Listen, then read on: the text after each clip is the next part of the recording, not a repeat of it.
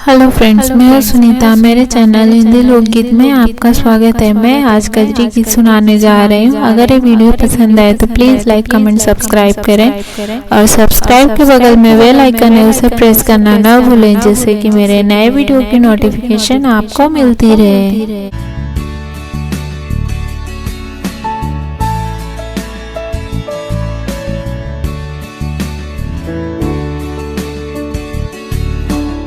रिम झिम बरसेला हो सवनवा, कहिया आइबा सजनवा ना।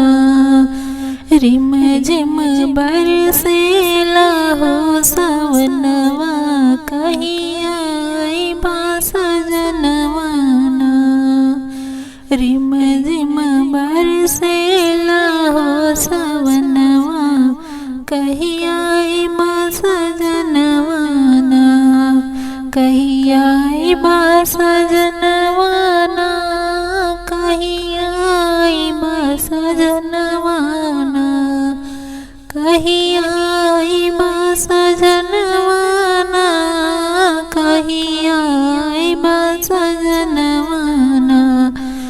रिम झिम बरसेला हो सवनवा, कहिया आइबा सजनवा ना। रिम झिम बरसेला हो सवनवा, कहिया आइबा सजनवा ना। बोल दादुर पपीहा मोर तड़पे अरवाना।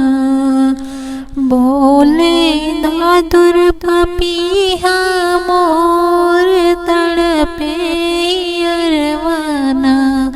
कुह कुह बोले कोयलिया अंगनवा, कहिया आइबा सजनवा ना।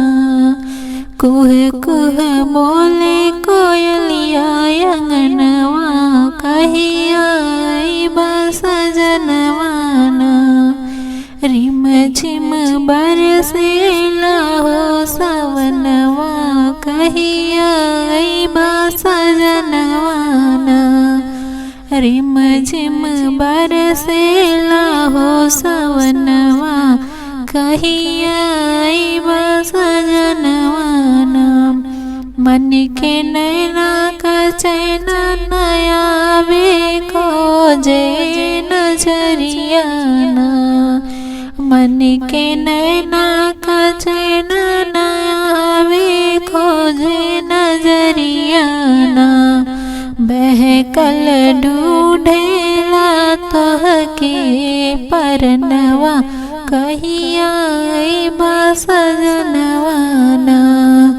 बहकल ढूंढेला तोह के परनवा, कहिया आइबा सजनवा ना। रिम झिम बरसेला हो सवनवा, कहिया आइबा सजनवा ना। रिम झिम बरसेला हो सवनवा, कहिया आइबा सजनवा ना। सब सखिया मिल गावे कजरिया भल बिरहिनिया ना।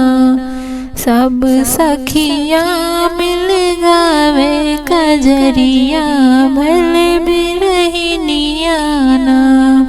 पिया हम पागल भय तोरे कारण, कहिया आइबा सजनवा ना। पिया हम पागल भय तोरे कारण, कहिया आइबा सजनवा ना। रिम झिम बरसेला हो सवनवा, कहिया आइबा सजनवा ना। रिम झिम बरसेला हो सवनवा, कहिया आइबा सजनवा ना।